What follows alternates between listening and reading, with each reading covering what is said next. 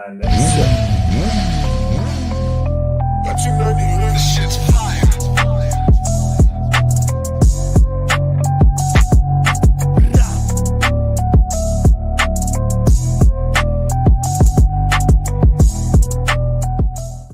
All right, and we are back, and ladies and gentlemen, it's an absolute honor to sit down with my friend and the legend. Okay, I'm gonna go on and say it. I said it last time.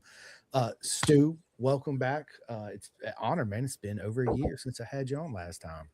Yeah, it's been a while since you had some real road races on. Not to put down track races, but some. I didn't do more, right?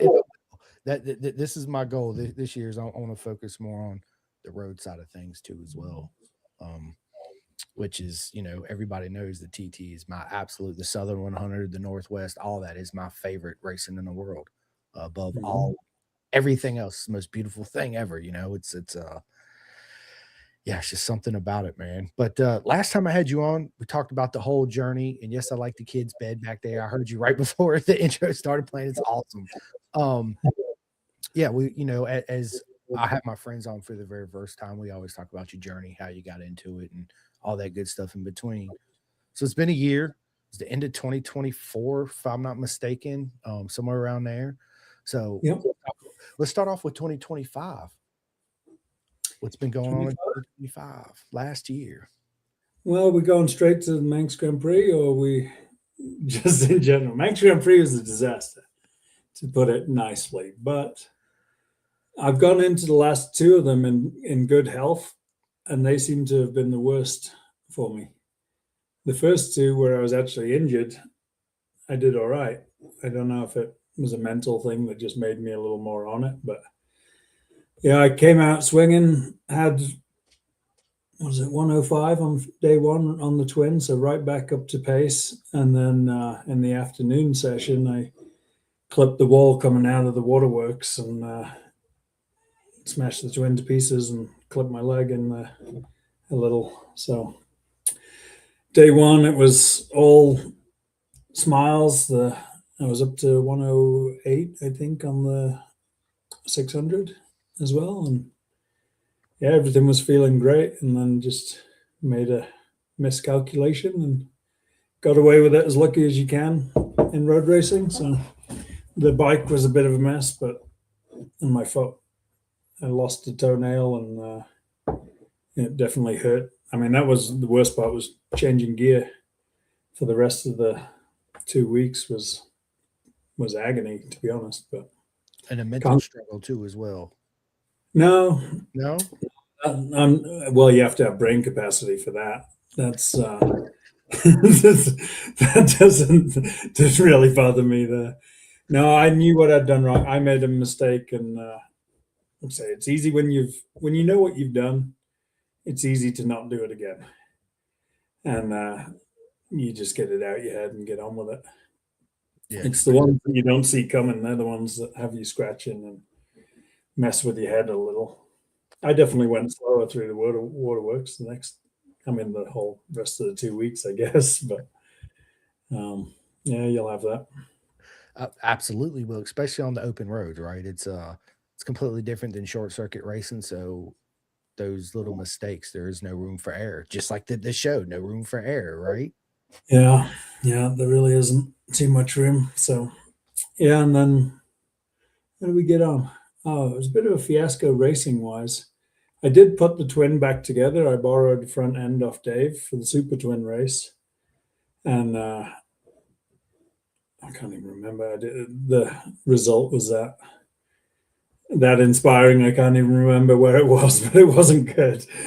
And then I didn't get out in the second one because I had to give him his front end back so he could get out on the 600. A bit of a backstory on that, but I won't go into it. And then the 600, the second race is the only one I really. The 600 was good actually. I did a 109.9 on my last lap, so I think it was half a second away from the 110, which is kind of the next goal. And then I changed the way I rode the bike a little, and ran out of fuel coming into Signpost Corner on the last lap. To go all that way and have so much fun and then run out of fuel a mile from the end is just soul destroying. Couldn't imagine. But, yeah. So I already got a bigger tank, different gearing, and we're all set for next year. Love it. So won't be happening again.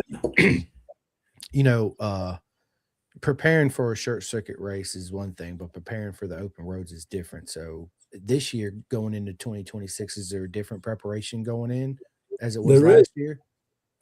I'm doing this thing that everyone's going to make fun of me for, where you go to like a place and exercise and like get fit and lose weight and all that stuff. I've even cut down on the drinking.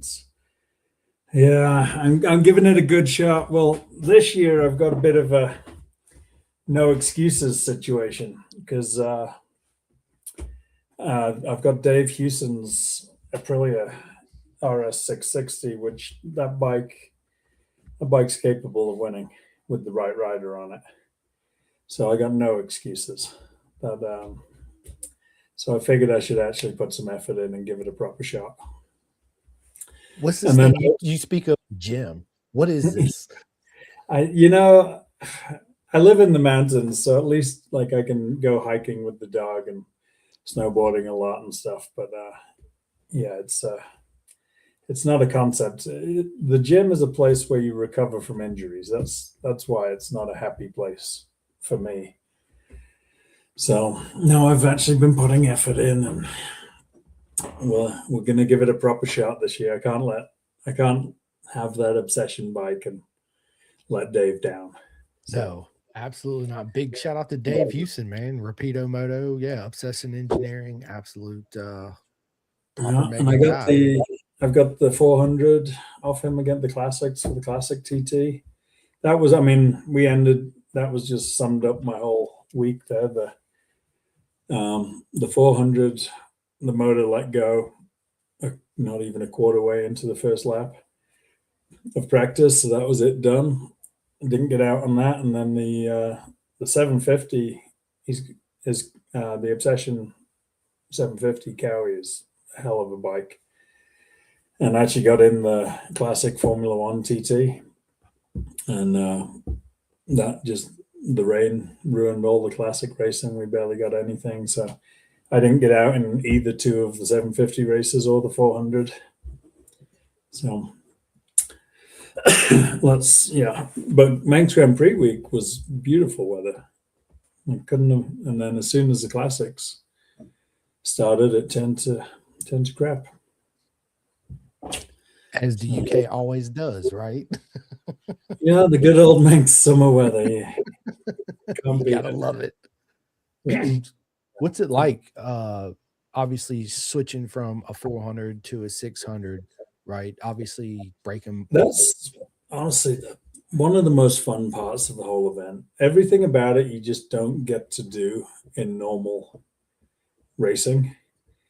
Like you literally, in the same practice, will go out on a twin, and then you swap bikes, and a couple of minutes later you're out on a 600. Then later you can be on a 400 or classic 750. It just keeps it interesting. And to me, I don't find it too bad. Like it's all just a case of, because I don't know if we talked about it last time, I don't actually even use the rev gauge. I just listen and change gear when you need to change gear, brake when you need to brake. It's pretty simple. The concept is, of course, right? So it doesn't really matter what bike you're on. It's just how uncomfortable the position is. That's all. The 400 is a little cramped for somebody of my size, but the 750 was the nicest because those older bikes, they actually stretch the arms out over the tank, and I can fit it a lot better. Yeah, especially as they call it, the ZX, right? Us Americans call it the ZX. ZX, yeah. And if I go over and call it a ZX, I get made fun of. If I call it a ZX here, I get made fun of. I just can't win. That's why I just call it a cowie. Big cowie, little cowie. It's a double-edged sword, damn it. Yeah. People just make fun of me no matter where I am. I mean, you sat down and talked a lot about, getting Americans over there to the ManX, right? So tell us, from the very beginning on, you making the decision to go and everything that entailed to you actually showing up for your first event. Well, I started with it in mind. So even when I went racing, it was always with the Manx Grand Prix in mind. And I feel like, I mean, I think Rick Kay is very similar. Dave Thomas was more of a track racer, and then we roped him into our shenanigans. And but yeah, it's I'm pretty good with reading rules. So I basically read the rule book and checked every box that they needed, and it was a fairly straightforward path for me. You have to have the equivalent of a national license. You have to have held it for 18 months. You have to it's just check the boxes. They want to see that you've raced in Ireland. They're not just going to let anyone in there. And you have to be within a certain percentage of the winner in the class, which is kind of a pain in the ass when you're in AFM against Brendan Kettleson and those guys. It's like, come on, give me a break here, making me work for it. So if you could just slow down a little and make my life a lot easier. Yeah. Brendan Kellison, big shout out to him. He's absolutely a weapon on two. He's actually with BPR this year, 600 Super Sport class on the R9, which is going to be, I don't think they're ready for Brendan yet. I really don't. Yeah, it's going to be, he's ready. He'll 100%. Yeah, and he's a nice guy too. So yes, he is. He deserves it all. But if he could just slow down a little in some of those races for me, it'd be great. I need to be in the 107% cutoff, B. Come on, man. Yeah, it's like, come on, just give me a break here. So, just a little bit. Just a little bit. Yeah. So that, I mean, it is actually, you got to be at a pretty solid level for them to even entertain the entries. And I always tell people it's going to take you 3 years and 20 grand. And you're not going to get it any quicker or cheaper. I mean, if you get 20 grand over that 3 years, you've done well. Because they invite you over for a newcomers weekend and things like that. I mean, they pretty much, if you haven't stepped foot on the island, you're not going to get an entry. They want to see that you've been over there, that you know what you're getting into, and your head's in the right place. And honestly, they want fast riders, but they're more concerned about safe riders, to be honest. Yeah, 100%. Yeah, absolutely 100%. Then coming over there for the newcomers event, what was that like your very first time? You're like, I actually made it and I'm here. That had to have been a dream. When you get that email, I don't know. I think I've spoke with Dave about it, and I've got a buddy, Stefan, that he got denied this year, unfortunately, but it's like you put your entry in, you get denied a year or two, and you're kind of like, oh, well, that's a shame. When you actually get, oh, hey, you've been accepted, the first thing is like, oh, shit. That's real now. God. It's like, I've got to put my money where my mouth is. And it's actually a bit of a sinking feeling of like, ooh. This is actually happening. Yeah. So, it's good. And then you get to basically go over and there'll be, I mean, shit, what did they say? There was like 70 something applications this year. And they can only take a certain amount of newcomers. So I think there's like 45 newcomers. And there's a little bit of a backlog of people trying to get in. So, it's definitely still popular. And, you get over there and spend 2 days doing laps with people, talking you through everything and making sure that your head's in the right place and that you're actually prepared.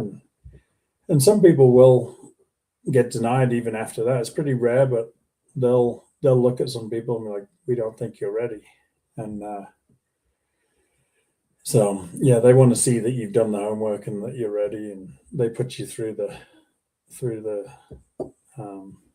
tests and make sure that you're good. What was it like your very first lap? So you get to do your first lap. You get to do a spirited ride behind an instructor.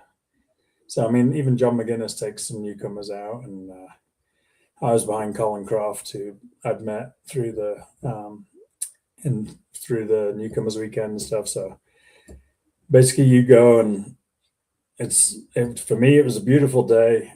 We didn't push any kind of limits. We were going at a very comfortable pace, and just because it's the first bikes out on circuit, all of the fans, everyone's got there, everybody's real excited to see everything. So it was just a awesome experience.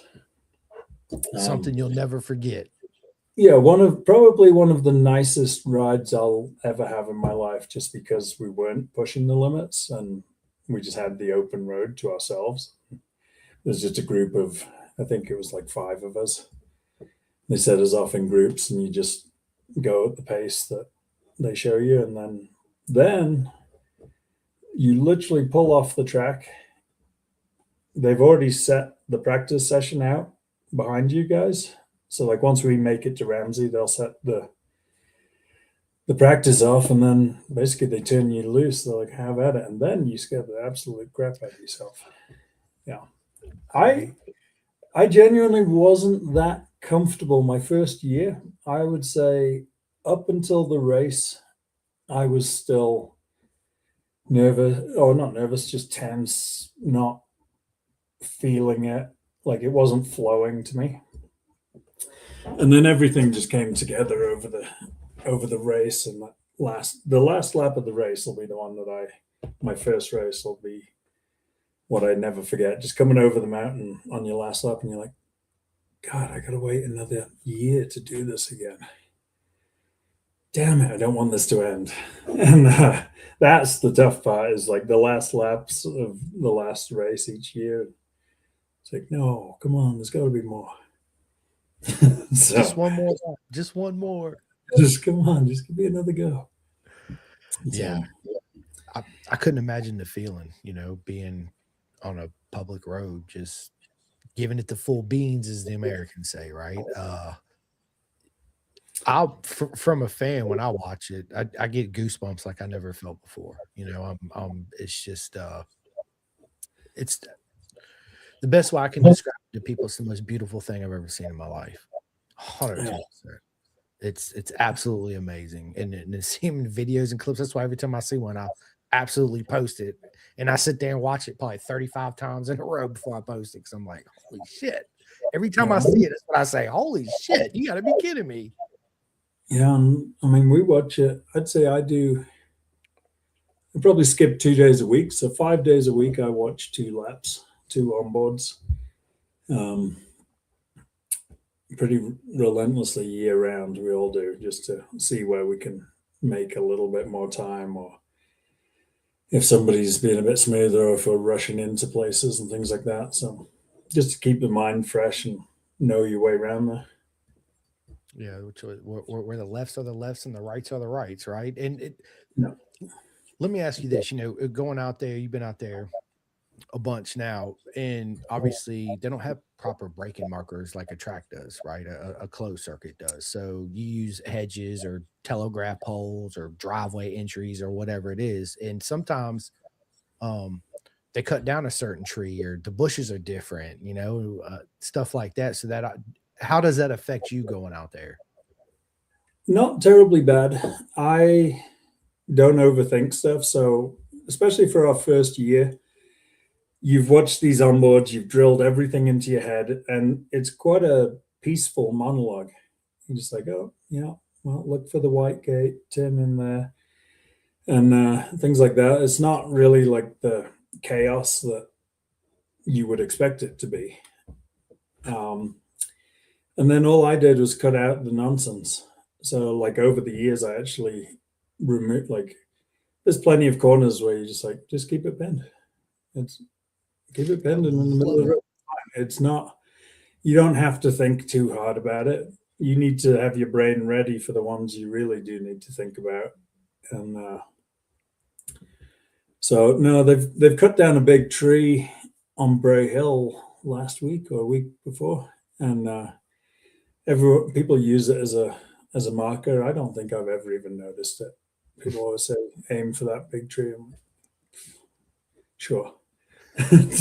So I don't think it's going to affect me too much. The things that change is the road surface. That's what I really look for more, because it's so heavily, there's so much trees around that the roots actually go under the tarmac, and they create the bumps. So from year to year there'll be bumps where there wasn't. They'll have repaved different sections, things like that. So Yeah, and of course, new tarmac is different grip levels than old tarmac, right? It's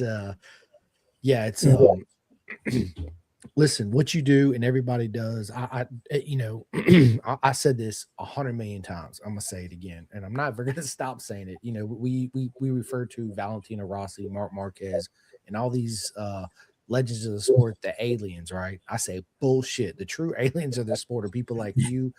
Seriously, because it's the way I explain it to people, Stu, and you can tell me what you think about it. I'm like, when it comes to closed circuit racers such as Rossi or JD Beach or whoever it is, right? They're comfortable at speeds going however fast they can go because they have all this runoff room and it's a wide open space. Now you take that same person, you put them on a space that's this wide on public roads with no runoff, right? So there's just a little something different here. it goes from being the two. more of an, like, track guys are more athletes and the absolute masters of their craft. Road racers, it's really more in your head. So it's a kind of a mental switch of what you're willing to do. And I think they're two different worlds, to be honest. Me too, 110%, two different worlds. We watch it on TV like I do, but when you actually get there on your first time out, is it anything like you see it on TV? So the best part is where they put the start finish couldn't be more of a ridiculous place. Like, there's so many spots that you could ease your way into the course. And I actually met Felix from Kramer in a bar in Garmisch, Germany, of all places. Just happened to sit next to him, and we got talking. And then my watch was telling me that I was exercising because my heart rate had gone up. Just describing the start, I mean, it's like being fired out of a cannon. Practice starts in the afternoon, so you've had all morning just to roam around. You've been going slow, taking it easy, and then you get to the start line and you're straight into sixth gear, and Bray Hill's just steep as hell. You bottom out, bounce your head off of the tank, and then as soon as you get your vision back, you're over Agos with the front wheel in the air, just smiling like this is just ridiculous. And so, am I in heaven right now? Right? Is this what heaven is? You don't get to ease your way in. It's like, oh, you want to get flat out real quick, start knocking your foreplay, and get after it. I love it, man. So, coming up to the barrier, arches, the guy hands on the shoulder, what goes through your mind? That's when things get nice. It's all the hustle and bustle of getting through scrutineering. There's a lot of people around the paddock, stuff like that. As soon as you get out onto Glen Crutchery Road and the helmet's on, it kind of goes quiet. You go into this nice, they have like a no man's land, and everything just gets peaceful. And you're like, yeah, let's have it. Let's go. So the nerves go away right there. It's the fun starts right there. And then it's over with like that. After you're like, wait a minute, it's done already? This is crazy. Yeah, an hour and 20 minutes of racing, and you get off it, and you're just like, what just happened? That was a blink. And yeah, it's crazy. You're like, put me back in, coach. I'm ready. Oh, I could do another 2 laps for sure. I'd be happy with the 6 lap race. I get faster as it goes on. Yeah. So. Yeah. And then you're out there with, of course, the likes of McGuinness and Ian Hutchison and legends of the sport. And do they? I've met them. They're all super cool guys. They'll give you advice. You can talk to them because they want to see you succeed and have fun and be safe too, as well. Yep. Yeah, everyone's super approachable and the courteous. Everyone's courteous on the track. Yeah, they'll come past you in places you wouldn't even expect. And Connor Cummins come past me on a 500 Norton, and I was on my 600, I think. No, I was on the twin. I couldn't stay with him coming out of Ramsey, and it's like the bike's ancient, and he just makes it look effortless. And you just realize how much more you got to learn. Facts, right? I actually met Connor Cummins in BSB at Cadwell Park. He was with Pageant's Honda at the time. Yeah. In 23. Yeah. That guy. It blew me away how tall he is. How tall, how broken, and how little he races. That's what gets me. Connor's one of those that just turns up and hits 130 mile an hour laps with really not racing a huge amount anywhere else that year. He checks off like the bare minimum to get the ride and just right up to pace, right out the gate every time. He's an absolute freak of nature, that guy. He is. Again, he was tall. I remember looking up, I was like, holy shit, I didn't realize you were so tall, Connor. He's quiet. He is super quiet too. Yep. Legend of the sport. But you're right. Some of those people just have that natural ability to check the bare minimum, show up, and you're just like, what the fuck, man? This is ridiculous. Yeah. But all that comes with track knowledge and years of doing it, and he has his own coffee shop and all that good stuff. Well, he's one of those, him and the likes of Dan Neen, he kind of came out and just was quick right out the gate. He's just always been quick on a bike. Yeah. So, yeah. And then, if I'm not mistaken, Ian Hutchinson's coming back this year. Yeah, I saw he's on the Burrows, the Panigale. So, I mean, you can never count Ian out. He's got it in him for sure. So he's the only one in history that won it 5 times in 2 weeks. So I'm a TT nerd for sure. 110%. He's got the drive, that man. He's definitely wants it. So I don't think age or injuries or anything will ever stop him. He's got it. He's got all the bases covered for sure, right? It's again, and then of course, you met other Americans like Dave Thomas, and of course I had Rick and Jackie K on, and then and out there. So which one's the biggest goofball out there? Me? Dave Thomas. That's what I was gonna say. It's Dave. 110%. It's got to be Dave. Yeah, Dave just goes out of his way to make his own life hard. If there's an easy way to do it, he's not interested. Absolutely not. He'll figure out the Dave Thomas way. There's no amount of telling that man. There's no amount of helping him. He's just going to do it his own way, and yeah, you just sit back and watch. It's a comedy show. So, dude, I guarantee it's a comedy show with him. One question I have is I've been to a shit ton of MotoGP races, World Superbike, one of those. Of course, all the Moto America races pretty much for as far back as I can remember. Each one has its own energy, right? Even though it's the same beautiful circus, each one just has its own unique energy and vibe to it. I couldn't imagine what it's like, because the feeling that I get watching the real road races on TV when it comes on, the TT Plus app, people, you guys need to download it right now. Starts in May. It's only like $25 US. It's the best $25 you're ever going to spend in your entire life. Trust me. They got other programs on there too as well, like Between the Hedges and all that stuff. That's absolutely amazing. But what's the energy like? Because it's full of such history. 1907 and. I mean, it's just how close you can get. You can feel the bikes. You feel part of it. Like even just sitting on the hedges that close to bikes going by. The Irish stuff. I mean, it's not just the Isle of Man. I mean, the Irish stuff is fantastic. You go watch Tandragee, Cookstown. I mean, people don't realize it. You can get from especially the East Coast to Dublin pretty quick and pretty cheap, and get yourself to go watch Cookstown or Tandragee and all these like Armoy. The Northwest is, I believe, it's still Ireland's biggest outdoor event. Like it attracts over 100,000 spectators. It's wild. So the atmosphere is just a different world, and yeah, it's a different crowd for sure. It's a more relaxed crowd than I've seen at like MotoGP um, and yeah, any of the actual like track events. They seem to be the young sort of wannabe hooligans, whereas real road racing seems to attract more of like an older motorcycle enthusiast crowd.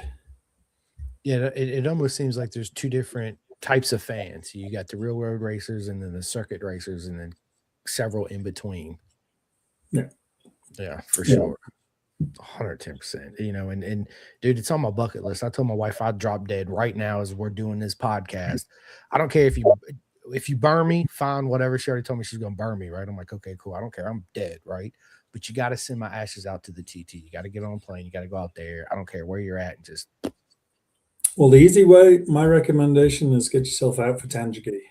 You can do it cheap. You can do it easy. Fly into Dublin. You can rent a van fairly cheap. Just even sleep in the back of the van. And Tandragee's amazing. It's a high speed track as well, and some serious jumps on that one.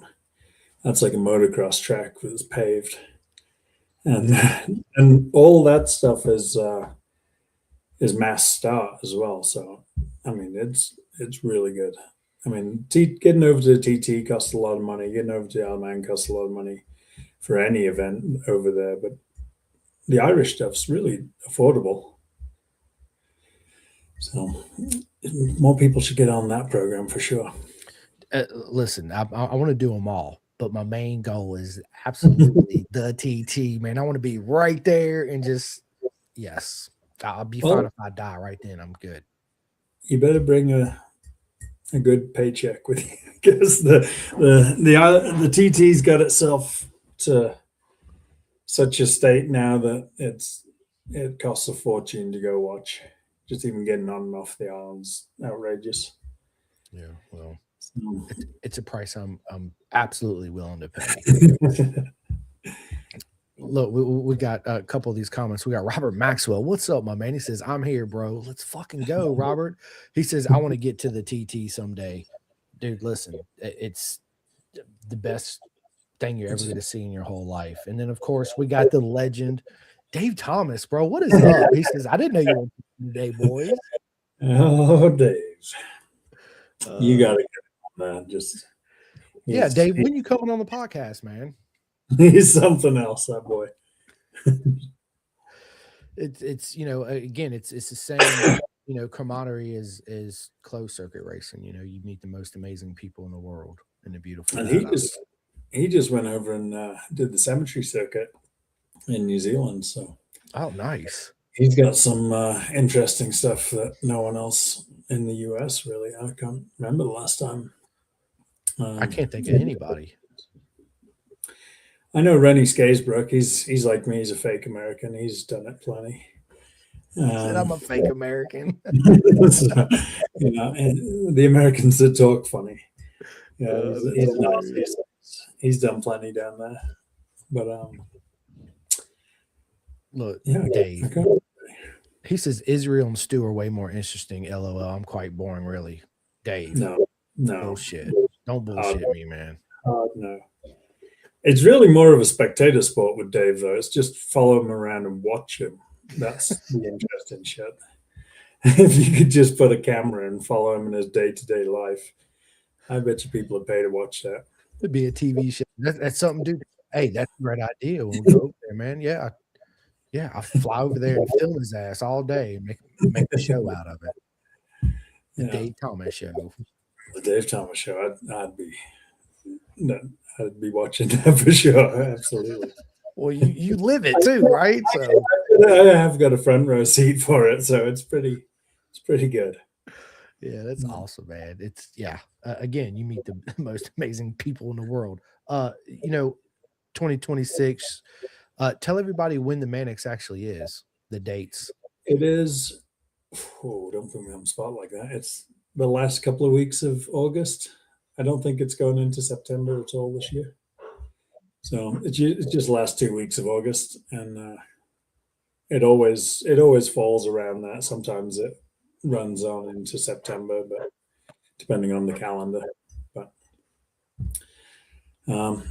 yeah, that's this year's plan. I was hoping to do some Southern 100, like you had, and we'll see how finances pan out on that. I wanted to get over do some Irish stuff, but both my bikes are on the island right now, and getting them over to Ireland is actually a bit of a mission. It's not as easy as, well, it's not as cheap as you'd hope. So financially, I just don't think I can swing the Irish stuff. I wanted to do Tangier and then straight over to Southern 100 because they're like the 1 week apart. But I just don't think I can swing it. We'll see if I can do the Southern 100. But yeah, I hope you get to, man. The Manx. I mean, I'm just greedy, is all it is. I mean, I've got 4 bikes entered in 6 classes on the island, so I'm a busy boy when it comes over there. I mean, the other guys don't do the classic stuff, so they get a day off, and I still have to go out. In fact, I don't get a day off in practice week or anything. It was a little, well, it wasn't a little much, but it was as much as I can take on. That's for sure. I'm a huge fan of the classics too. It's one of my favorite races because it's all the classic bikes, right? Yeah. Yeah. Fantastic. When you say carburetor, people are like, "What the fuck is a carburetor?" Oh, the flat slides on the 750 are brutal. Like that was an eye opener getting used to that. The second your hand hits a bump, it's just chopping the throttle instant and then back on the power and chopping it. And yeah, it took a bit of getting used to on that thing. I bet. Yeah, they are jerky. I've had the honor to ride several bikes with the flat slides. It's definitely a different. It's crisp, but you're right. When you hit a bump, it's jerky. So, oh shit. So, and there's plenty of bumps to hit. 100%. Dave says, if only Stu knew someone with bikes in Ireland he could ride. Cough, cough. Well, that was my game plan, but those bikes are not available, unfortunately. Eric's bike has a girl on it. We're going to get our asses kicked by a girl this year, a young newcomer girl, too. Really? Come on, Eric. So, now he's got Ashley Robinson. I don't know her last name. An Irish girl that's got into the Manx. He's got her on board for, I think, Cookstown, Tangier, Armoy, the full Irish calendar, and the Manx Grand Prix on the McCrum's Aprilia. So that bike's spoken for, and I'm not too sure all the other ones. So. Yeah, unfortunately, I don't think there is a bike over there for me. Plus, I don't like borrowing people's bikes too much. I'll borrow Houston's for some reason.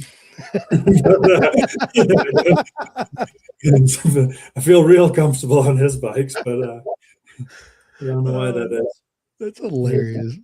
Well, we've never actually come to any kind of agreement on, like, was the guy Martin on the TT film. He's like, well, to have a gentleman's agreement, you have to have 2 gentlemen. So Houston and I have never actually really talked about what's involved on the borrowing of bikes and things like that. So we just make it work out and we call it good. Love it. I love it, man. It's freaking awesome. And of course, Adam Bauer. Yeah. Yeah, he comes out there and races. Well, he's been a little bitch recently and sitting at home. Needs to get back out and start racing again, Adam. Facts, Adam. Come on, man. Yeah, Come I've on. got his old CBR. That was I bought that off him after his first year over there, and then I still give that thing a good thrashing. Love it. Oh, I'd love to see it. I'd love to see Adam back out. Me too. Dave says my ZX6R and RS660 for the Irish stuff if you needed. Dave lives in a different budget to me. I can't afford to even look at his bikes. His wheels are worth more than most of my motorcycles. So I don't want to touch those. Oh, come on now, Stu. You got to get out there and ride them. So, plus, his are fast as well. I'd have no excuses on those. I'd have to win. So, love it. He said, "No, I'm going to step up to the plate." Yeah, yeah. Well, and that's the other beautiful thing about Dave's Aprilia this year is it's identical to Dave Thomas's. So Dave better bring his A game. Can we go on a walk? Yes, buddy, you can go on a walk. All right, bye. Hi, homie. Are you okay? Anybody need a kid? I got one I can send you. You just got to send them back. Yeah, Dave's got his work cut out for him. No excuses, Thomas. No excuses. None. He said shopping cart wars. All right, I know there's got to be a story behind that right there. So what is it? Oh, well, in the past, I've always made fun of him for getting beat by a fat old man on a grocery getter.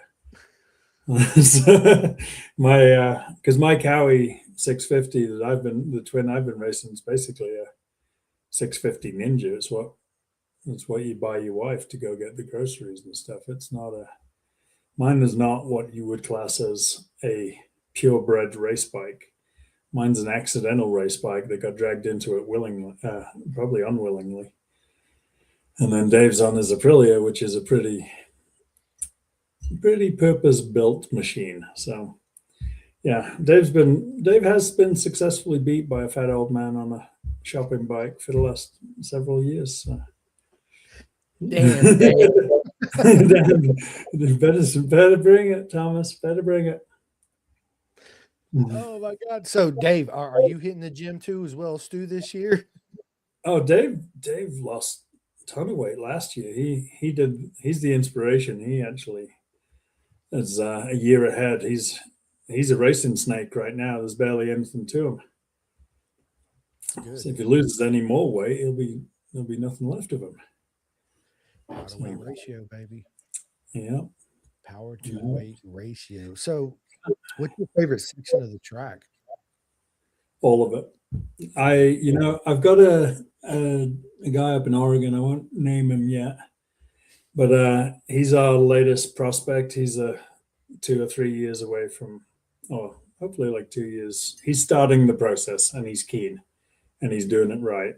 So he asked me the other day, because I get asked that quite a bit, and I did with Maurice from TT USA. I did a lap in the van with him filming, and he put it up on YouTube. And about every minute, 2 minutes, the words out of my mouth are, "Oh, I love this bit of track. This is my favorite section." And the whole way around, I'm like, you know what? I guess I just love it all. There's no favorite bit, I guess, because yeah, it's all fun. Yeah, I could only imagine. It's fun for me to watch it for sure. 110%. Go ahead. The waterworks is not my favorite bit right now. I can tell you that. Yeah, that's my least favorite bit of the track at the moment. Yeah, but you'll be even faster through that section this year coming into it. He's like, I don't know, maybe. I don't know. Yeah, So, no. in preparation for 2026, when do you usually fly out there? Do you fly out a week before, 2 weeks before, or? I'm about I usually go about 4 days before, I think, because I've done it earlier where I've gone for like a week and I just find myself milling around and not like it's fine if you get there a few days before, you set up the paddock, you get signed on, you get everything ready. It kind of keeps you busy a little, keeps your mind in the right place. And but I fly into Scotland, pick up my brother's van, drive down to Lincoln, pick up the bikes from Dave, and then drive across, and then do the return on the way home. So um, yeah, it's not something I need to spend too much time out. Yeah, I mean, you're going to be there for 2 weeks anyway, so pretty easy. Yeah. What do you eat when you usually go over there? My favorite thing over there was Oh, the fish and chips, bro. Straight up with the mushy peas. I called them squishy peas when I yeah. went, and everybody in the rest of that place just stopped and looked at me and they're like, "It's mushy peas." I was like, "I'm American. I'm sorry, forgive me." I definitely get straight back on the beige food diet. Get into some proper crumpets. You can't get crumpets over here. Chips, cheese, and gravy. There's a Manx national dish. So I mean, it's a pretty. I wouldn't say it's an athletic advantage. The first couple of days when I get back, I just get into everything. But the Isle of Man, the seafood, the Queenies is the best. Yeah, so scampi, love all Mhm. that stuff. Me too. I go straight. I go straight to Peel and get a kip of bap on the little cafe next to the castle on the breakwater. It doesn't get much more fresh out of the ocean than that. Crab bap and a kip of bap and set. And a pint, and I'm good. Oh, Guinness, yeah. I don't even. I mean, as soon as I get off the plane, I've got a Guinness in me. That's step one. I don't even get my bags until I've had a good Guinness. Love it. Yeah, I did that too when I went over there to the UK. First thing I did, I was like, I need a Guinness straight up. And then I found Madry. Is that how you say it? Madry? Yeah, Yep, yeah, the beer. The beer. yeah, That was pretty good too. I wish we could get that here in America, but boo, we can't. yeah. No, I get told off a lot with our team that um, I don't stick to the strict diets. Well, the other thing, you get off a bike, you've got a beer tent right there, and you're not riding first thing in the morning. I mean, it'd be rude not to have a beer. Right? Yeah, I would do the same. Let me but get I two think pints. I'm gonna be on best behavior because Mr. Houston's probably listening. So, If not, he's going to for sure. He says, well, yeah, that Dave Aprilia comes with some strict, um, strict rules for behavior on the team. you That got to I, check all those boxes too as well. And I know some of them are probably pretty hard to check. You're like, oh, I gotta do this. Come on, man. yeah, no, Houston's very by. He has his ways, but his ways work, so can't really criticize. No, absolutely not. So Ways seem to be better than mine so far, so maybe I should listen to him a bit more. just a wee bit, maybe. I don't know. So, after this race season, you plan on doing it in 2027. You continue doing it for as long I've, as you can. yeah, yeah. My wife seems to think I have like she believes I made some sort of promise about only doing it once or twice, but I've always believed that this sport needs people to actually get involved and to do it. Like 3 years is minimum to even learn the place. 5 years is really um, you're kind of up to speed and in a good spot. Like you've got to give it 5 years. There's no just turning up and doing 1 year, honestly. So this is my fifth year. I have a plan to wind it down. It's just hard to commit to winding it down when it's so much fun. I mean, what else am I going to do with my life? I'll be, it's I'll have too much time and money, and I wonder what to do with it all. So, no, I intend to, because I've got the Manx background. My plan is to keep my right now. I'm going to keep the Cowie over there, the 650, the twin, and that we were hoping Stefan was going to get in this year, and that would have been the bike he'd ride. But I'm going to keep it around. It's not good enough to be at the front of the pack, but it's not a bad bike, and it's plenty quick enough for your first crack at it and to get to know your way around it. So to try and entice more Americans in and to actually help, because that's really what Eric's been doing over the years, is making our life so easy that we can actually get to do this, because logistically for American teams to do it is just expensive and a nightmare. But if I can keep the bike there, I can at least, I know the way, I know the rules, I know how to get stuff through scrutiny and just take the pressure off people that want to actually go through the hoops and actually start bringing people in. So this guy I've got up in Oregon potentially is going to be our test pilot for a complete unknown. Like, I'd never met him. He reached out to me to get all the info of how to get in, and we want to start taking complete, not just our friends group, and get them over there. We'll do that as well, but let's get anyone that wants to get in. We'll be out there to help you guys. I love it, man. That's a great plan. Yeah, it involves me stopping racing though. That's the shitty part of that plan. But at least I can, that way it puts me there. I think because we have Dodd Spence, we have Dave, we have Eric, we have these boys. I think it's something they love it, and I think they need it in their life. Like, they need to be part of this because they're not racing anymore. And I think that's what I'm going to have to do, is at least I get to be part of it.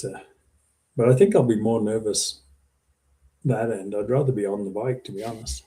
I mean, of course, right? Yeah. And that time waiting, not knowing, just waiting for them to come back, it's got to be brutal. It's got to be the worst part of that job. I can only imagine, right? It's yeah, but what you're doing in your plans is absolutely amazing. It's proper mega for our sport. You know, it's especially getting people over there that truly want to get there, knowing people that know the ins and outs, that's actually done it for years. And yeah, it makes it easier. And I want to say accessible for everybody else that actually wants to do it. I've got some plans with Maurice from TT USA to try and do something similar to like a people's bike. There's a bike called the People's Bike on the island that's run for and they get newcomers every year and help them through, and they run it at TT as well. And the thing is, they're not a big team. They're just some guys doing it for the love of the sport. And their sponsorship is basically get 200 people to chip in $10 rather than asking one person for 20 grand or something like that. So I think we've got potential to do something American version of that, and just try and get a lot of people to back a bike and really promote Americans getting into road racing in Europe. So I'm gathering by the way you're talking about this, it's going to be at least 5 years before you hang up your leathers to bring something to do it. I love it. Let's go. There's no harm in having extra. As long as Dave will give me a twin, at least somebody can ride my twin. So I will retire eventually. Just haven't achieved what I've set out to do. So, and what I've set out to do is still a tall order. So I'm not going to be happy till I've done 115 mile an hour on a 600 and 110 on the twin. and I'm not even close to those yet. So let's see how that goes. Dude, Stuart, you're gonna do it. 110% got faith in you, man. You're absolutely gonna do it, and I think it's gonna happen sooner rather than later. I love your enthusiasm. For real, I really do. And I got a buddy of mine, the Leech Andrew. What is up, my man? He says he is interested. Reach out to me on social media, and we'll get the ball rolling. There you go. It's open to anyone. We're here to help. Love it, man. I love it, dude. It's you know, it's got to be scary thinking about, you know, at least you got a goal set forth in place of, you know, bringing Americans over there, rather than a lot of people when they hang up their leathers are just kind of done with it, you know. And we briefly talked about this too, is you know, when short circuit racers, when they finally hang up their leathers and retire. What's up, Buttercup? It's cold outside. Yeah, because it's freaking 5 degrees. He's like, I want to go run around the neighborhood. I'm like, bye. Yeah. We're ringing the doorbell. Okay, you were ringing doorbells and running? Yep. Bro. Well, yeah. I used to do the same thing. I can't say nothing, so. Listen, Better than playing video games. this grandma with the freaking walker was staring at us throughout the whole freaking block. And grandma, what the walkers would come down here, and when I'm opening the door, she was to beat your tail. I'm gonna let her. That's how that's going down. I'm gonna film it too. She was like this, and when we got farther down, she couldn't see us through the door. She was like, "There's a door." I know you got kids too, right? So Mine aren't quite at that stage yet. trust me, it's coming, and it goes quicker than you think. And where I live, then yeah, it's not exactly close to the neighbors. So yeah, that'd be a little troublesome. Say hi to everybody, Zach. This is my son's friend. Zach's staying the night tonight, so he always likes to bring his friends in when they stay over. Oh, my dad's doing this podcast. Let's go in there real quick. So, hey, that's my $1. You in here stealing my money? So I wanna instead. I already got Minecraft because I told Nana that I was saving up for it, and she whipped out a $20 bill and gave it to me. So I bought Minecraft, and so I want this add-on where I could get Sonic the Hedgehog, and I get a map. Listen, Stu, I need your address because I'm gonna put these two in a box. I'm gonna mail them to you. Minecraft is the best game ever created. Play it. We don't care about Minecraft, but No. cool. Yeah, we like motorbikes. Yeah, we like motorbikes. We talk about Minecraft. Minecraft. Yeah. What? You kidding me right now? Minecraft. Nah, he does. Him and his buddies play Minecraft. Actually, some of my adult friends, they play that shit too. I'm like, I ain't playing. Oh yeah, I got plenty of that. I'll play Ride 5.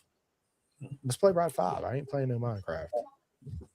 I tried the TT game and got my ass kicked by my 12-year-old nephew. I'm like, they're so much better at it than me. I couldn't get the hang of it. I couldn't even make it like 3 corners without crashing. It was horrible. Yeah, I got a PS5, so they had a trial for the game because you can if you're PlayStation Plus, whatever, you can do trials on the games before you buy them. I got on that thing. I started playing it. It's crashing my brains out left and right. I was like, but look, Leech says we are Minecraft. Right? Oh, sure, whatever that means. That's hilarious. I mean, it's a popular game. I'm not gonna lie, everybody. There's a lot of people that play it. I'm just not one of. I just don't really have a whole lot of time to play video games. Yeah, much less do anything else, right? Like when I retire and I ain't got shit else to do, then I can play a shit ton of games. Right now, I feel like if I have the time and actually sit down, Stu, for like 45 minutes, I'm like, I got to do something. Like I got to get up. I got to be productive, right? I've got a container full of classic bikes that needs to get attended to. Some of them have been in there too long, and yeah, I need to. That'll be a lot before video games. Yeah, but that's fun too, right? It's like I always consider motorcycles like women. You know, they're absolutely beautiful. You fall in love with one, you can't wait to get on her and ride her and tango with her. So you salsa dance with her. And then another beautiful woman comes along and you're like, oh my God, she's so gorgeous. I gotta ride her too. Then when you get on her, the same tango dance, it's the same, but it's different because she's different, right? So yeah, I like to get them in the garage and get them naked and see what's underneath them and just the vows, dude. I get lost doing all that stuff. So it's a lot of fun to do maintenance on a motorcycle. Yeah. Well, I had time for that before kids, so Dude. now I've sold a bunch and I'm scaling down to just one race bike, and that way at least I've got time for it. So Listen, being a parent is absolutely a juggling act, right? Because it's for me it come easy, but some of my friends it comes pretty hard. It's they're still, how do I want to say this, selfish in their own ways. It's still about me, and I'm like, nah, bro, it's about even speaking to my wife. no. I right. No. But it's something. Sierra for sure. He's like, wife, come in here. You and him been talking. You gotta stop that shit. Yeah. I have been accused of such things. I mean, I do too, right? Like, absolutely, I do. But for us, it's like we don't see it in that manner, right? We don't. Until our queen points it out. And then we feel like we're this big. You're like, yes, ma'am, no, ma'am, promise I won't. Then we go right back doing what we're doing. See, I'm not smart enough there. I just poke that bear,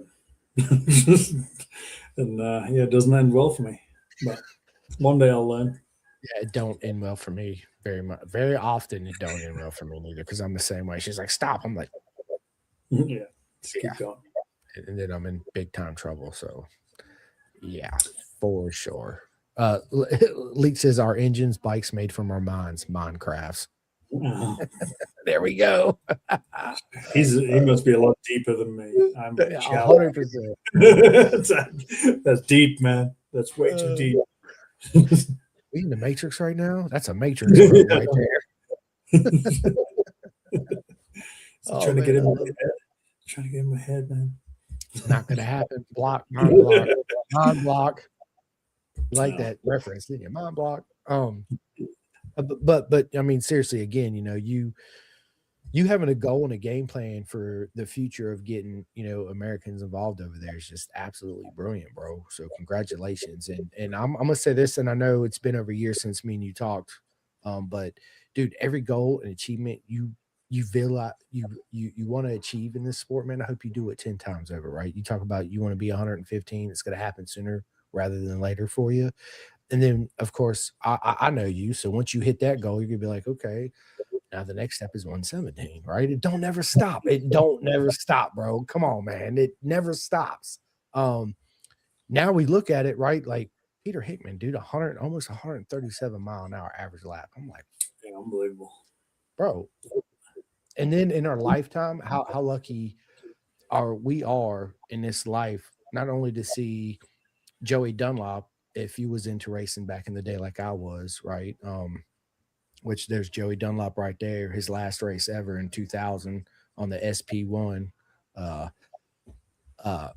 And to see, his nephew, Joey Dunlop, Michael Dunlop come up and actually beat Joey's record, because nobody ever thought that record would ever be beat, and then here comes Michael and just. We're living in a golden era. People are going to look back at this time right now and in 20 years, and like that was a great time for motorsport. 110%. Well, same way we look back at the late 80s and 90s through pretty much 2002, 4.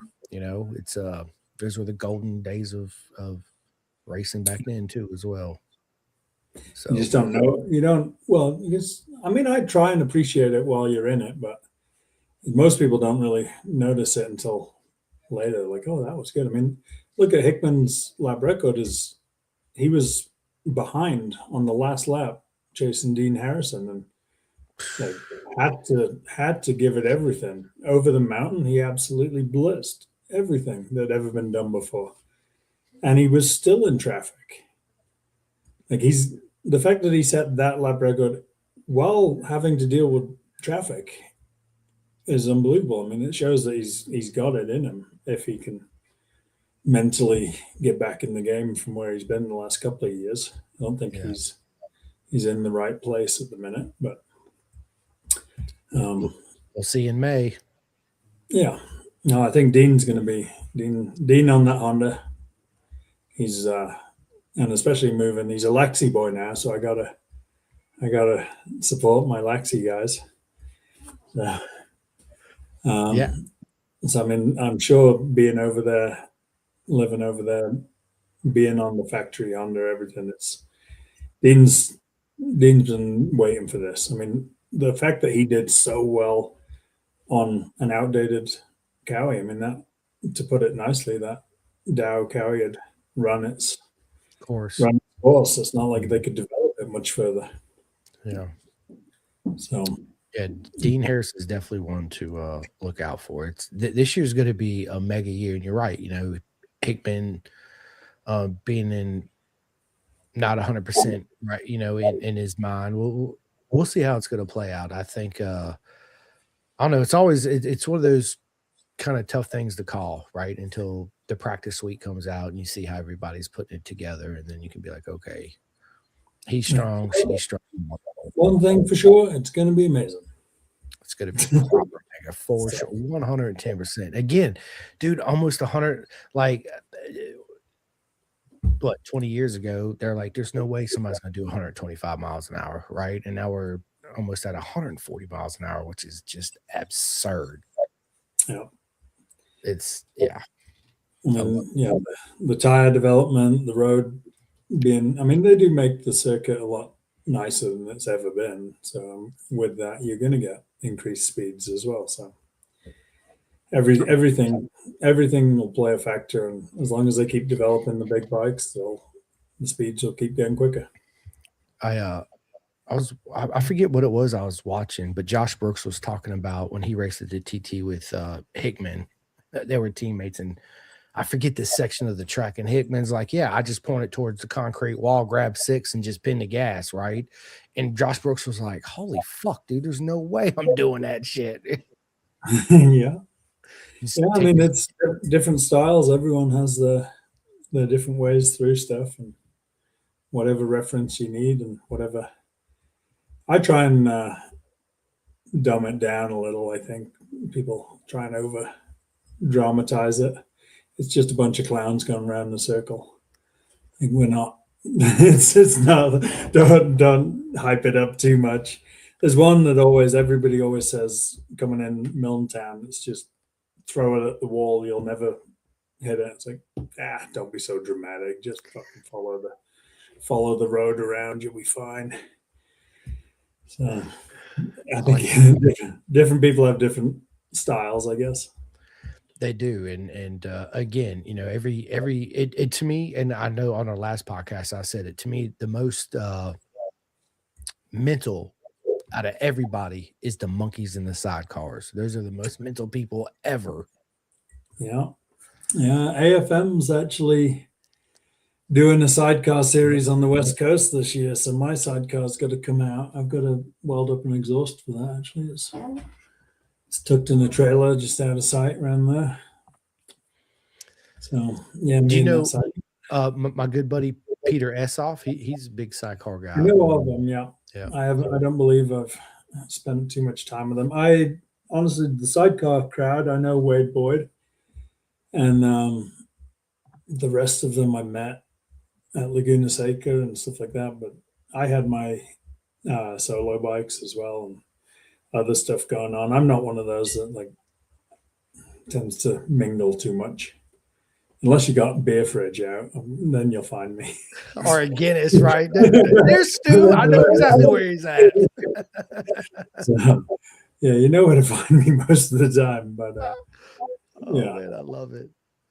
So I love it. No, I know of those guys, and I'll probably get to know a few more of them this year, because I kind of told my buddy Clive's on the board and of AFM, and they were like, "Hey, if we get this in, you boys better show up." So I kind of committed to a bit of racing on the sidecar this year. And how different is that? You know, obviously I've never experienced it. Peter offered me whenever I see him, he's going to take me for a ride in one, because I want to be that monkey, right? Like I want to sit in the side and just. I'll never be able to tell you what it's like to be in the side of one, because you'll never get me in there. Oh, come Yeah. on, Stu. Absolutely not. Well, you got to be agile. That's not really my thing. My legs are all too broken to be It looks horrible in there. It doesn't look fun. I mean, actually, Sal, my passenger, she looks like she's having a whale of a time. She is just, her head is like inches off the ground. She's one of those that likes the old style and hangs right out of it. And she looks like she's having fun. I'm like, have at it, lady. Better rather you than me. I'm not getting involved. How different is the sidecar, though?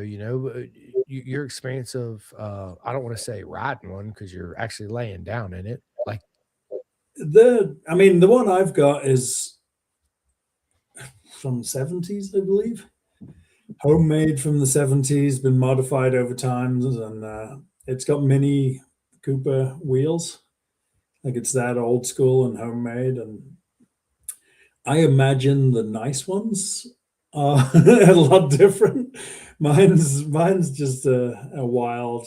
It slides a lot, so you can drift it. And from what I've been told, it drives very different to modern ones. So I don't really rate my sidecar experience as a whole wealth of knowledge. I've got this old vintage creation that I go and thrash around a bit and pretend like I know what I'm doing. That's about it. What motor's in that thing? Is it a CBR 600 motor? It's a GPZ 900, the Okay. Top Gun bike.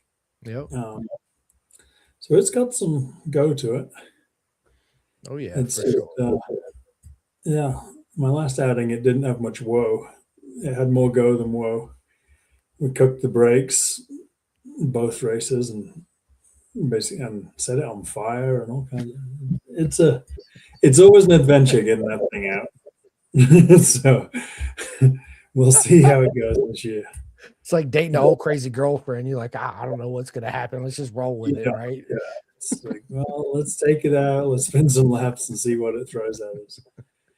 Oh my God, that's hilarious. Dude, Yeah. listen, Stu, this has been a lot of fun, man. We're definitely going to sit back down, but this time it's not going to be a year in between. So let's me and you sit down and let's do a pre-TT podcast where we talk about the TT coming up. And then after the TT, we'll get together and talk about the whole week. And then right before you go out, I'd like to have you back on. Me and you can sit down and talk about, okay, it's crunch time. I got 2 weeks before I head out and blah, blah, blah, blah. You tell us about all the experiences and the preparations and all that good stuff, even though we touched on them now, but that's when shit gets real, right? Yeah. And then afterwards at the end of the year, I'm gonna have you back on. We can talk about 2026 and be like, yeah, I'm on for another 10. My wife's gonna kill me when she hears this, but I love you, babe. We're good.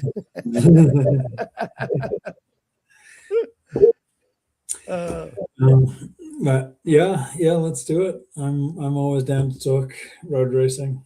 My knowledge of MotoGP and stuff like that is worthless, but Yeah. I can fill you in on anything that happens in the UK at least. Yeah, I watch, to me, and I tell everybody, Stu, it's the Isle of Man TT, all road races, right? Whether it's the Southern 100, blah, blah, blah, blah, blah. And then it's BSB as far as production. And then everything else below that's pretty much equal to me.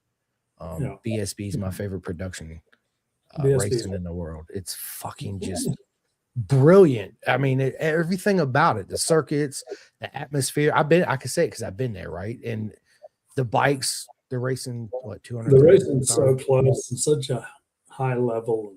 It's insane. Little more aggressive, I would say, than most. They're definitely elbows out, getting after it. And then if you people hadn't ever been to Cadwell Park, it's literally this wide. You talking about the TT's narrow? Yeah, Cadwell's that's a whole nother unique racetrack in the world. Cadwell is above all the others for sure. So absolutely amazing. I remember when I seen who was it, the first one I seen? I think it was Brooks come off and his rear tire was like 4 feet off the ground. And I was standing there and I was like, what the fuck? You gotta be kidding me right now. Yeah. And then once you come over the top, you go on the back section, you can actually go through the pub or walk around it. And you can almost literally stand there at the fence and reach your hand out and touch them as they come by. It's absolutely just insane. Yeah, there's some nice tracks in Europe, that's for sure. 110%, man. 110%.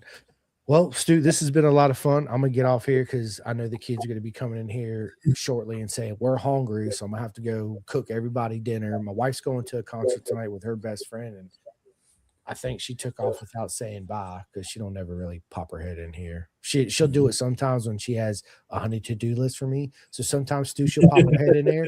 And dude, and this is all she says: wrap that shit up. And I'm like, okay, I gotta go. See you guys. Hilarious. But dude, this has been absolutely a proper mega time. It's good to see you again, my friend. Just down with me for a minute. As soon as I end this, I'm gonna let you end it. Get all your sponsors, all your shout outs, where people can find you.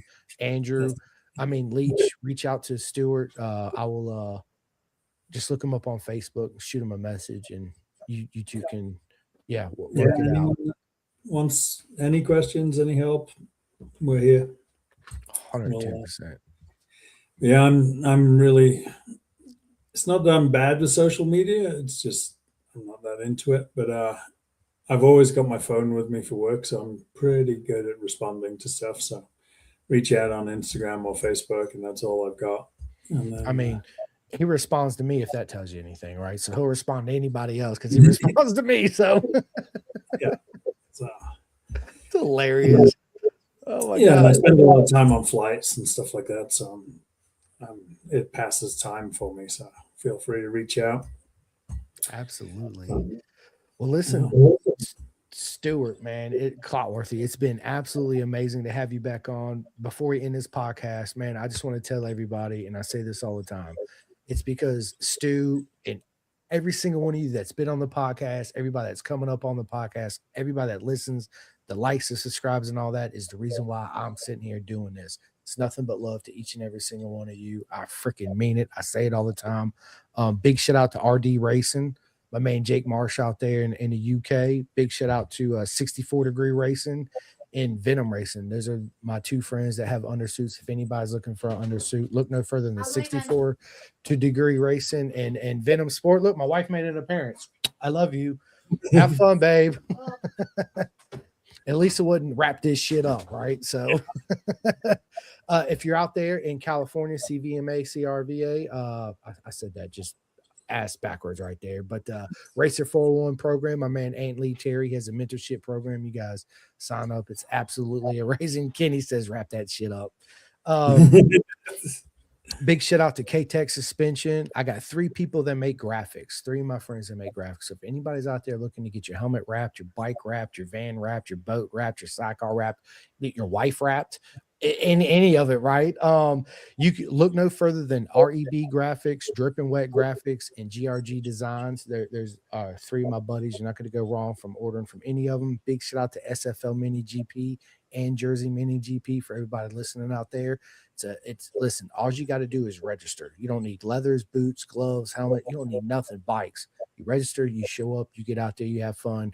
Matter of fact, those 2 programs we have here in America are the 2 where most of our future legends of the sport's coming out of here in America right now. We got Avery Dreyer, Brandon Posh. The list goes on. Gus Rodeo, and that's where they come from. So if anybody's interested, you yourself are getting your young kid or daughter into the sport, search up sflminigp.com and go out there and have fun. And last but not least, man, the fastest chef in America, Chef Eats, my man Jeff Servin. So if anybody out here, I know he is shipping kind of out to the not so much West Coast. I think it's more the Mid Coast right now, but he does meal preps, right? And they're absolutely amazing. And he can design them. They got athlete meals and just, regular meals. You pop them in the microwave and you got breakfast, lunch, and dinner. So big shout out to Chef Eats if anybody's interested in that. And that's all I got right now. Stuart, it's been an absolutely proper mega time having this conversation. All things, especially with road racing, man. That is people. Listen to me. Forget MotoGP, the TT, the Manx, the Southern 100, all that. That's what you need to get into. If you don't know anything about it, YouTube it because you'd be like, this is the shit right here. 110%. There's a lot more than just the TT. 110% there is. Don't forget all those little races that The are armor. awesome. Do they still race it at Estonia? No, that circuit actually, they stopped that a couple of years after Jerry's death. It didn't last much longer. Yeah. But, they do the IRRC, International Road Racing Championship in Finland and Germany and Holland. So there is European circuit. So, and those are where the real men race. I had to throw that out there. Yeah. Look, Stu's like, yeah, absolutely, I agree. Right, let's go. And some fat old guys on shopping bikes. There's real men and some fat guys just rolling. Love it. Just regular people, just like me and you and everybody else. So yeah. Well, listen, I wish you nothing but the best results this year. And you talking about the 115 again, dude. You're gonna get that sooner rather than later. Can't wait to sit back down and catch up. And yeah, Leach, just look up Stuart on Facebook and send him a message. Stuart Clotworthy, by the way. So yeah, anyway, it's been a lot of fun. Stu, just down with me for a minute. The Super Bowl is, did you watch football, Stu? Are you into, yeah, I don't. They have a Super Bowl party down the street tomorrow, and they're like, oh, How can you even call it football? It's handball. Dude, it's handball. Exactly. Yes, that's what I say. If you can't even name the sport properly, what hope was there for coming up with a good sport? I don't get it. Well, you know, us Americans, we got to fuck everything up anyway, right? That's what I tell people. The real football, soccer people, wake up, right? Because you play with what? Your feet? Yeah, the foot to ball contact. Crazy. I mean, right. Real quick before we get out here, Kenny Abbott, what is up, my mate? Says, when we talk to TTRR guys at Daytona, I asked them about the walls, and they're always like, what wall? They love that there are no curves or buildings to run into. That's right. We asked Gary Johnson that. Our good buddy, Gary Johnson's going to be at the Daytona. It was crazy because when I was there, because of Kenny, I got to do commentating at the Azure Race of Championships, and Gary Johnson was there. Of course, Danny Webb was there. If you guys missed that podcast, please go back and watch it. And yeah, it's I remember sitting there interviewing Gary Johnson, and I'm thinking to myself, like, I'm fucking interviewing Gary Johnson. Are you kidding me right now? Like, this is absolutely insane. I met him at Cadwell in 23 because of my good mate Dave Neal, Off Track Podcast out there. And we were walking on the top side of Cadwell. He's like, you know who that is? I was like, that's Gary Johnson, bro. Absolutely. I know. I said, give me 1 minute. I got to go say hi. And that's where our friendship, you know, well, the introduction. Then when he was at Daytona in March in 25, I was there and went up to him. I was like, what's up, Gary? Blah, blah, blah. We become friends on Facebook and we message. And he's like, yeah, you know, so yeah, it's cool. And then Hickman was there. And then, dude, when I got to meet Michael Dunlop, like, I don't very rarely do I get nervous or shy to talk to anybody, bro. Seriously, Keanu Reeves was one when I met him. And of course, Michael Dunlop, dude. I seen Dunlop and I was like, oh my God, are you fucking kidding me? This fucking Michael Dunlop. Let's go. And I finally get up the nerves and walk up to him. And dude, we had this proper mega chat for like 5 minutes. And it was just like, when it was over, I was like, did that really fucking happen? Are you kidding me right now? Yeah. So, no, if he's in the mood to talk, he's a very approachable man. He is. He's another one that's kind of quiet too. But he's always busy. He's always got stuff going on. He just puts his head down and goes from A to B. And you can tell if he's in that mood. Yeah. And then Matt and Harry Truelove was out there too. So big shout out to them. I had a conversation with them. They're absolutely proper mega guys too as well. So yeah, looking forward to Daytona in a couple weeks in March. I will be there. So I hope to see each and every single one of you guys there too as well. So fucking go, people. Love it. Anyway, on that note, I'm gonna get off here because if not, I know the kids are gonna bust in here in another minute because it's dinner time. So anyway, you guys be good. I guess enjoy the Super Bowl if that's what you watch. If anybody's gonna win it, I guess if I have to pick one, it'd be who's even playing? Oh, the Patriots and the Seahawks. I had to think about that. I guess let's go Seahawks. Peter Hickman, let's go. Kenny, you're right. Hickman is gonna be there. I haven't heard it. Is Hickman coming to the Daytona 200 this year? Heard anything? one this year? Yeah, I haven't heard anything. So Well, now he's running his own team. He's got to pay for everything, so we'll see if that's in the budget. yeah, him and my man Davey Todd, they're owners of the team. So yeah, we'll see. I remember him talking about doing a full season in Moto America versus BSB, and he's like, dude, I can run, two bike with two riders in BSB for like a little bit over $1 million for the whole season. If I run a 2-rider super sport team in America, it's $2.5 million. And a lot of that's just to travel. Yeah. So Yeah. for sure. But anyway, I'm out of here. Stuart's out of here. You guys make sure to tune in. Daytona's coming up March. The TT is in May. TT Plus app. It's a free app. Download it. You can watch some shows for free right now when you download it. I think a couple of the Between the Hedges. There's a lot. You can watch so much. Yes. It's absolutely amazing. So if you guys haven't heard about that yet, I don't see why you haven't, especially if you listen to me, because I talk about the shit all the time. But it's called the TT Plus app, whether it's on the Android or the App Store, wherever you go. Download it. You can thank me later. And on that note, I'm out of here. Stuart, it's been an absolute proper mega time. You're a legend, mate, and can't wait to sit back down and have a chat again. And you guys enjoy y'all's weekend. We will see you soon. All right. Calling all two-wheel enthusiasts, get ready to rev up your earbuds with Pin the Gas Podcast, the ultimate motorcycle racing podcast, hosted by Chris Simcoe, one of our very own excellent leaders here in Roanoke, Virginia.